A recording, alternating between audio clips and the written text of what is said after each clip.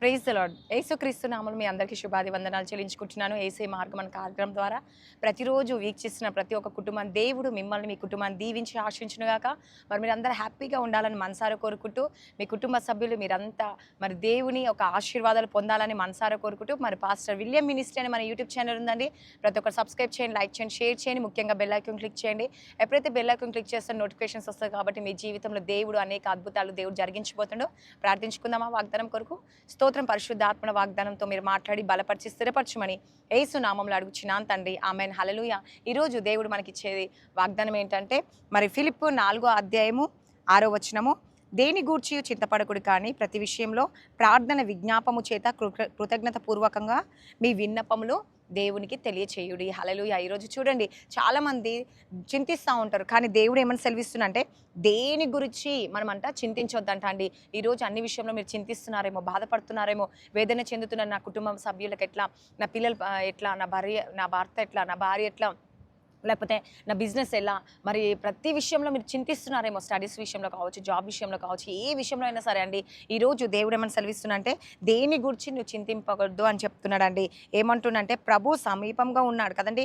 మరి చింత కడగండి. ప్రతి విషయంలో దేవుడు మీకు తోడుగా ఉండి అండగా ఉండి మీకు నడిపిస్తాడంట అండి. మీ జీవితంలో మీ కుటుంబంలో అనేక మేలుతో నింపుతాడంట. ప్రార్థన విజ్ఞాపము చేత ఎప్పుడైతే నువ్వు ప్రార్థిస్తావో, ప్రార్థన ద్వారా దేవుడు నీ జీవితంలో అనేక అద్భుతాలు దేవుడు జరిగించడమే కాకుండా, నువ్వు ఎప్పుడైతే ఆ ప్రార్థిస్తావో దేవునికి ఎలా ఉండాలంట అండి, కృతజ్ఞత కలిగి ఉండాలంట. ఆయన నీ జీవితాన్ని చూస్తూ ఉన్నాడంట, నేను పరీక్షిస్తున్నాడంట, నీ విన్నపములు అన్నీ వింటున్నాడంట, నీ ప్రార్థన అంశాలన్నీ వినియడమే కాకుండా దేవుడు నీ జీవితంలో అనేక అద్భుతాలు దేవుడు జరిగించబోతున్నాడండి. హల్లెలూయా.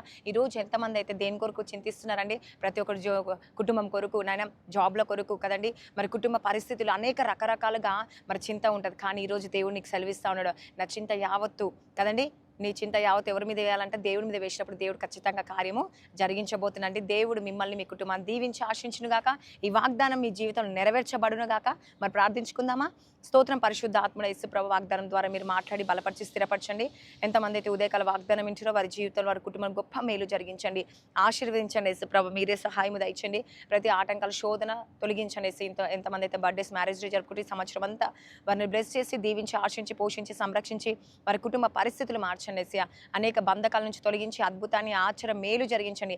శాంతి సమాధానం నెమ్మది కలుగచేయండి. వారి కుటుంబంలో వారి జీవితంలో అనేక మేలుతో నింపండి. శాంతి సమాధానం దచ్చ మంత్రశక్తులతో పీడింపబడుతున్నారు విడుదల కలిగించండి. అనారోగ్యం, బలహీనత, గర్భఫలం లేని వాళ్ళకి వేసే భార్య భర్త సమస్య అన్నిటి నుంచి విడిపించి వారి కుటుంబంలో వారి జీవితంలో అనేక మేలుతో నింపి నేను ఆ కుటుంబాన్ని ఈ రోజంతా ఎంతమంది అయితే వాగ్దానం వింటారో వారి కుటుంబ పరిస్థితులు మార్చండి. యేసు ప్రభా వాళ్ళ స్థితిగతులను మార్చి జాబ్ దయచండి. భార్య భర్త సమస్య, కోర్టు కేసు నుంచి నేను గర్భఫలం గురించి వేసే మంత్రశక్తులు అన్నిటి నుంచి విడుదల కలిగచేసి అద్భుతం జరిగించమని నజరేయుడైన యేసుక్రీస్తు నామంలో అడుగుచున్నాను తండ్రి. Amen. God bless you. Praise the Lord అందరికీ.